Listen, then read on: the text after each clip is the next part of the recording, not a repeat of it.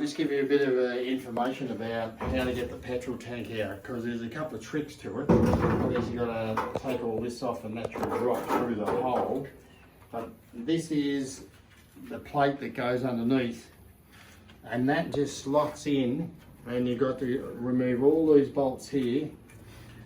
And I found the trickier part was this thing here, so it won't just automatically drop out. You have to undo that bracket there, because that gets in the way of dropping out. Once you loosen that bracket off inside, you have to get underneath there, right underneath, and you can remove that bracket, and then the petrol tank should just drop straight out. And you can see our tank's in pretty good condition. It's just got surface rust.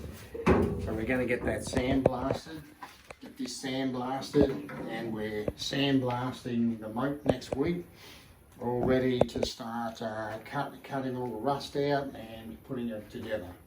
Sorry, I should have explained all of this when I pulled it out, but we've forgotten. But I thought I can give you some really good tips here about removing the CV joints in the front drums and the rear drums, because it's a bit tricky, some parts of it. Now, I bought this here from Trade Tools, this tool here, and quite cheap. I think it's only $15, and you need one of these, and they're very handy to pop these joints apart on each side, and you just whack that around under the ball. You got to belt that in, and then you screw that down, and it just pops apart. So it's very handy. Now, the other thing we noticed is the CV rods here, what a thing is, we're not that very familiar with mechanical stuff, but we're still going to put a moat together. These are actually different lengths. So the left-hand one is shorter than the right-hand one, so it's a good idea to label those. Now, we got those out and they're ready to go. We're going to just take those as separate components to the sandblasters. Now, in the rear, we needed to pull the subframe. See, like we've taken both subframes off, as well as the engine, and we can actually just lift the moat, the actual body of the moat, just two of us. But this one here is a little bit interesting, that you actually have to take all of these bolts out of this plate. It won't come apart here. You've got to take those bolts out of that plate, you unscrew that, and then you unscrew these, and then it just drops down. And then that whole component will be taken to the sandblasters. And these things here, these funny looking cone things, we're going to sandblast those ourselves. But the tricky part is you've got to let that drop right down, and then this should just pop out and fall out. And then once that's off, then you can take the rest of the subframe off, which I'm going to do next. Okay. Oh, sorry, one more thing. Now this is another handy tool we bought from Trade Tools. So this is called an impact driver. Very useful to have one of these if you're pulling, you know, an engine and a whole car apart, like we are. So this part here comes with the set, and this bit here you get out of your socket set, and then you can actually use it where you belt the end you put the socket on a nut, and you can belt the end and it loosens it. And then of course in the kit you have the whole set of other parts that you can use it for screws as well. So that's very useful. Okay, so this is obviously the front subframe. This is what I was talking about, these two bits here where you've got the rest of that component I showed you in there, and that's connected, and that's where you use that special tool to pop these apart, and you get all of that assembly off. And these are just pretty easy to get off, these bits, but we just couldn't get these ones undone, so I had to cut those. And then they've got some couple of bolts here that go through sort of where the toe board is.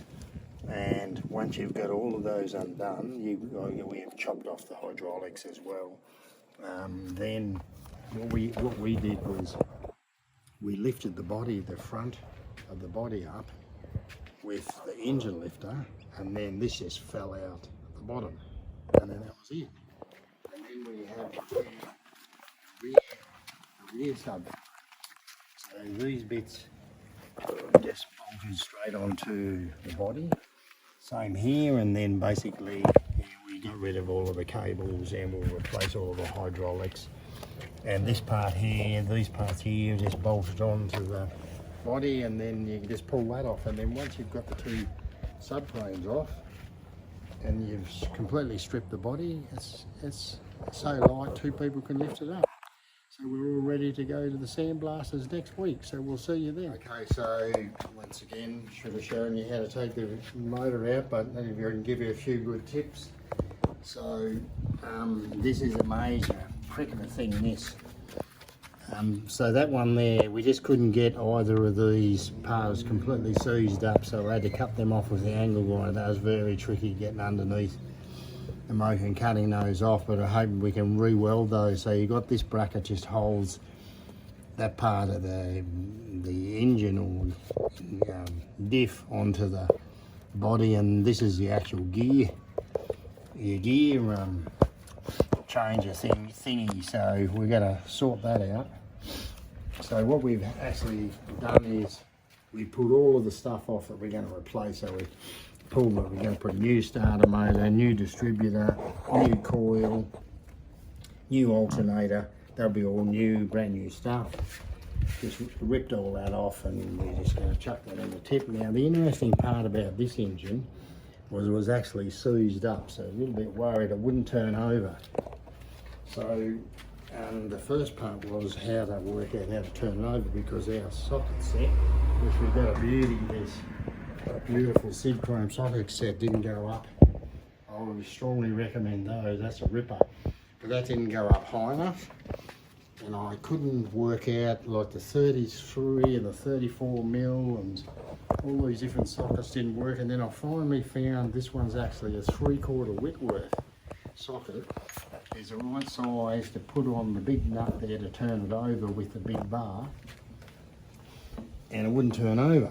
So I had to pull the head off. So I'll just get that out there.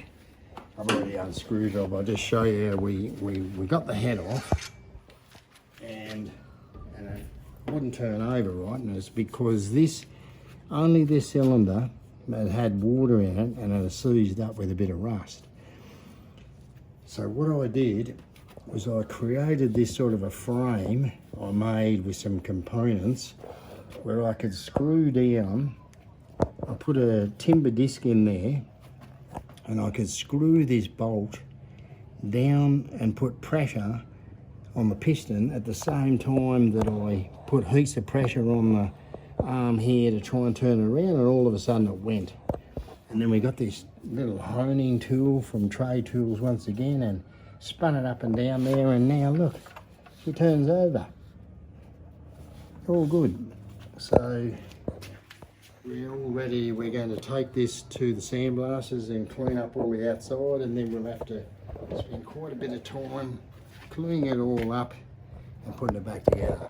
Okay, everybody, we're just about to try and see if we can lift the moke up, because next week we'll be taking the moke and all of the subframes and the engine to the sandblasters. So this is the start of getting it ready to put together. So we're just going to do a test. Ready, Alex? Now wait for me to get ready. Ready, go. Oh! Jesus. That's not too bad. Oh, damn. A bit heavy. A bit heavy, but I think we'll be able to do it. Okay? Yeah. All good then.